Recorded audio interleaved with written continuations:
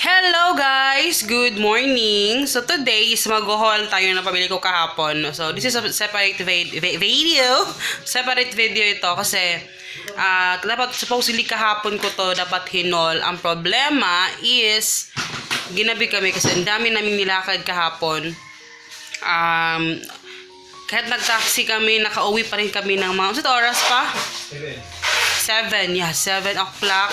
And saka pa kami nagluto, ganyan. Kasi nga, di ba, wala na kaming ulam sa ref. So, nag-grocery pa kami. And, ayun, mag-haul tayo. Etong grocery na to, hanggang 15 ito. Hanggang ano pa ito? March 15, okay? So, etong mga pagkain natin. Pero actually, may mga hindi ako nabili ng mga gulay kasi dapat sana magpipinakbet ako. Ang problema, mahal yung gulay ngayon, te. Kaya, even yung sitaw, 70 pesos ang kilo. So, hindi ako bumili and ipalit sa kanya na ano. Pero anyway, ayan, mag-haul tayo. Dami ko sinasabi. Ayan, mag-haul tayo. So, medyo konti lang naman to mga pinamili natin. Pero, yung mga frozen, ipapakita ko sa inyo mamaya doon sa loob mismo ng freezer. Kasi inayos ni Papa kagabi diretso. Kasi nga, anong oras kami nakauwi. So, eto, mag-haul tayo. Konti lang to. Simulan natin dito sa harina. Eto, all-purpose flour. So, 2 kilo yung binili ko. Supposedly, 3. Pero, 2 lang kasi nakalimutan kong hindi ko nalista itong oyster sauce. Naubusan na pala kami ng oyster sauce. Kaya, inadjustan ko. So, ayan, 2 kilo lang. Tapos, ito, pang sa pancake, 2 Bear Brand, 16 pesos ito kada isa. Ayan, tapos may nagsasuggest sa inyo na gusto nyong mag-vlog ako sa grocery, ganyan, kasi gusto nyo ma-update kayo sa prices. Pero, yun nga, hindi ganun yung even dati, hindi kasi ganun yung talaga yung video ko. Ang nakikita ko talaga palaging gumagawa niya, si Sis Michelle ng Michelle Family Diary. So, siya talaga yung medyo gumagawa niya. Itong pale ko, wait lang. Ayan, nag-lipstick naman ako ng very light kasi parang ang pale ko. So, ayun, si Sis Michelle talaga yung content niya talaga is grocery vlog, talagang pinapakita yun sa yung price. Pero ako kasi, pag nag-haul ako, most of the time, sinasabi ko talaga yung presyo. Basta naaalala ko siya kasi medyo kabisado ko na yung presyo. Siyempre, di ba, pag namimili ako, yung mga listahan ko talaga, may presyo talaga yan. Like, sa sabon, kailangan 50 pesos lang yung budget, ganyan. May total kasi talaga ako. Kasi para hindi naman alam ko kung magkano na yung budget ko doon. So, di ba? So, kung gusto nyo yung mga ganun, si Sis Michelle, siya talaga, yung vlog niya talaga is about doon sa sa mga presyo. Ako kasi hindi. Kasi yung phone ko, nakakatch palagi yung nakaka-copyright ako palagi kasi nakakatch niya yung sa mga music. Ayan. So anyway, yun. Ano ko sinasabi? Ito oil, Marca Leon na Frito Plus. Ito yung nakita ko kahapon. So ito na lang yung binili ko. This is only 94 pesos. Ayan, per 900 ml lang to. Ayan, 900 ml. So, patabi na natin. Tapos, eto, bumili ako ng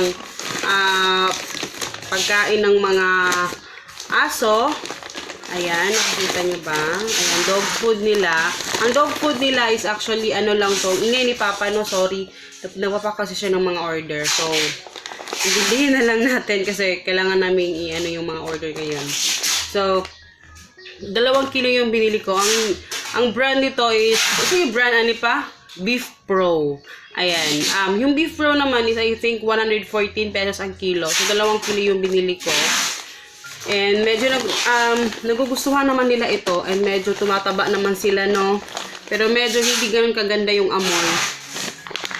Hindi ganun kaganda ang amoy nung nila poop. Ito naman sa, to ni Papa, sa isda ni Papa ito. Ito yung papakain niya. Lang to, half kilo, 20 pesos.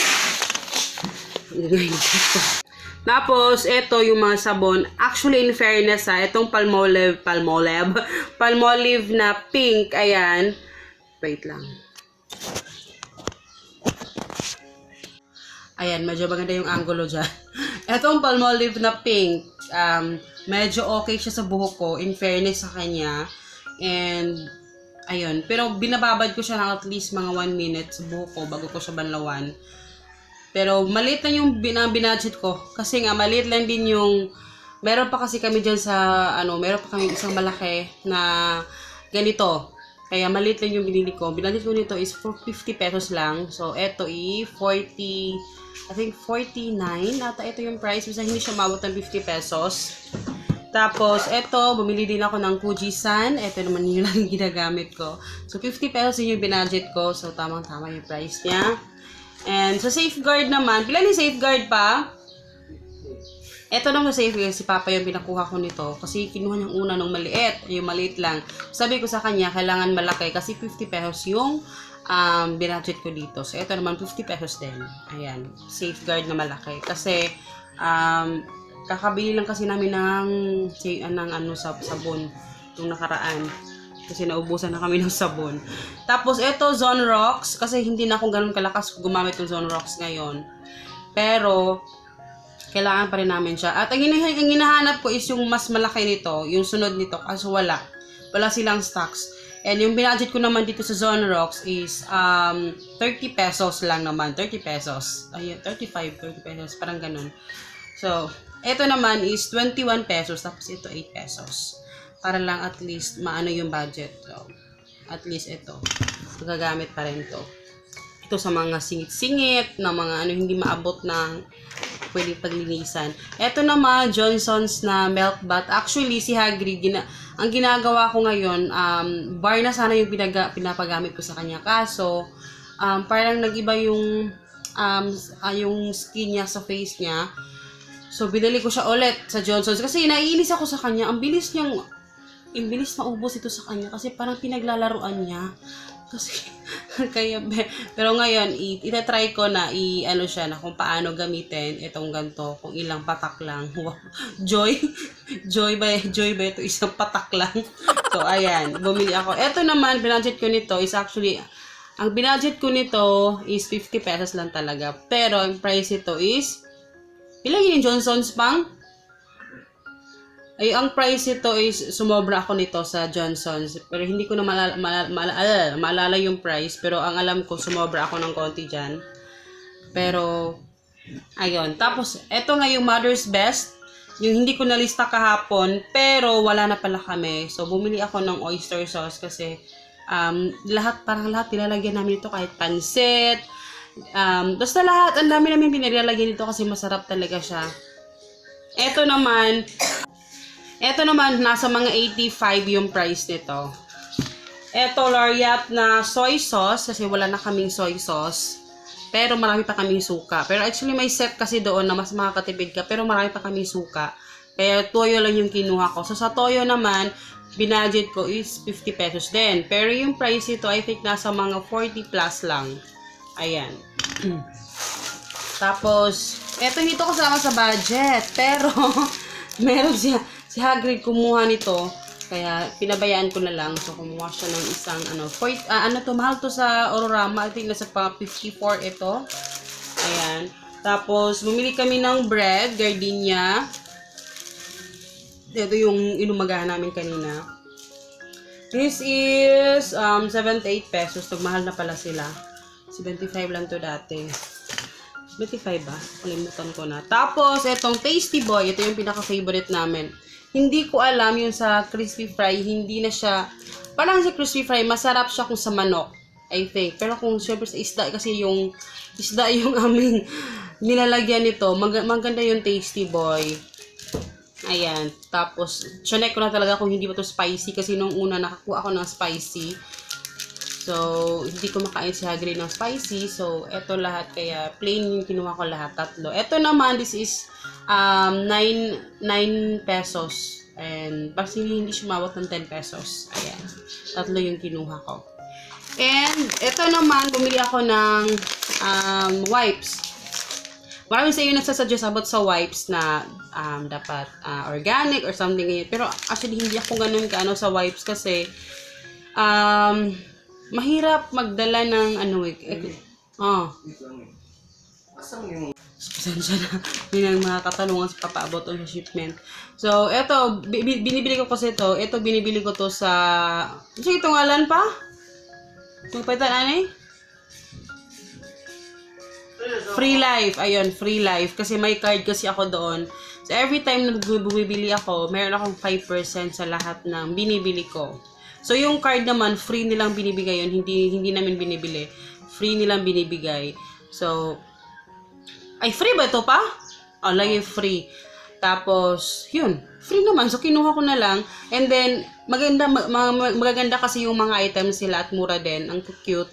So, every time na meron akong gustong bilhin, bumibili ako doon, nagagamit ko na siya at least, diba? So, 5% din yun. So, eto naman, 75 ito. So, nakaless pa naman ako nito. So, eto yung ginagamit ko. Every time na aalis ako, kailangan meron akong wipe. Kasi si Hagrid nga, diba? So, importante sa akin na ma-wipes tala lagi. And meron din akong dalang face towel. Kasi yung face towel pang una sa pawis, ganyan. Pero ito talaga kasi nagpupo siya palagi.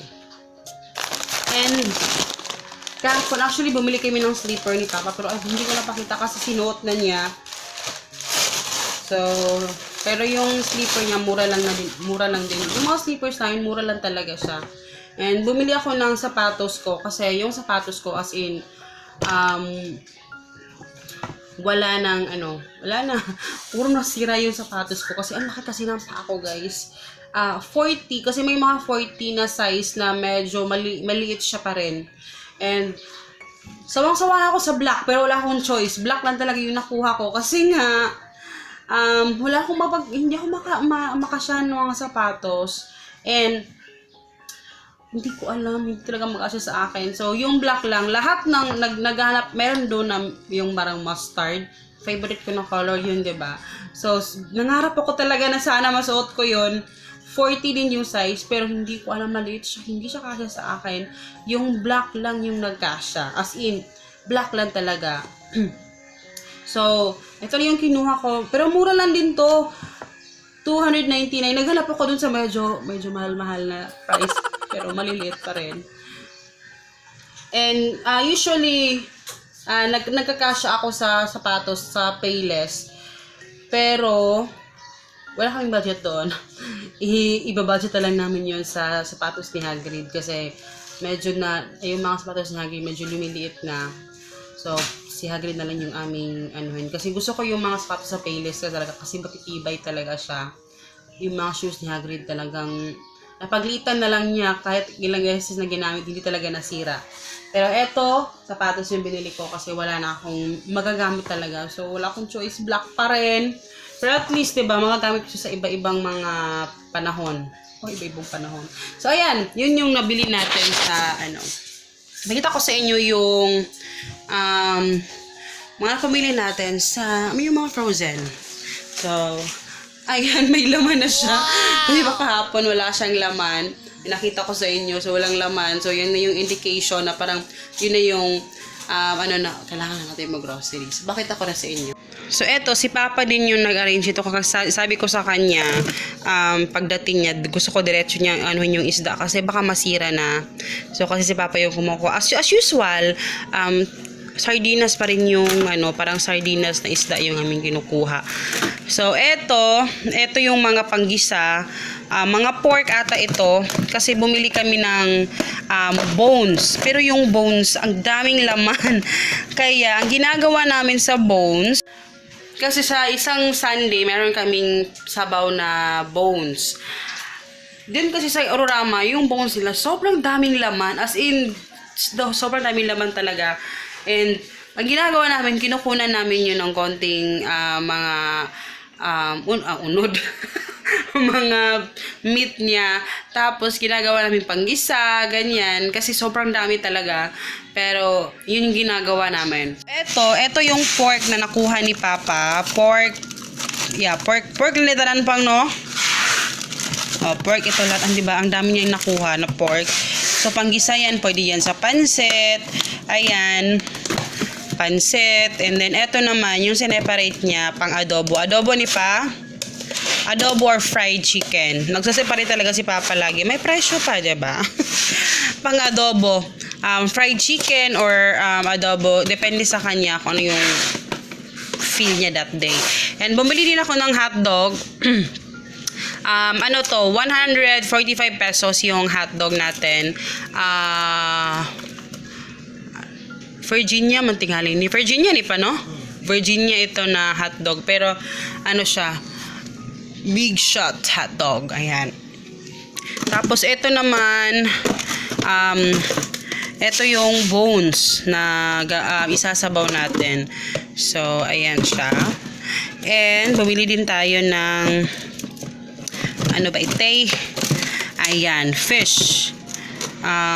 Ito ba yung last pala na hindi namin nakain? So, masarap siya i-fried kasi yung isda na yan. Galunggong. Ayun, galunggong pala yan. Sorry ha, maingay dito kasi maraming mga nagtatrabaho sa bahay, nagpapaayos. Ayan, tingnan nyo, nasira na siya, oh. Ito naman, yung mga isda.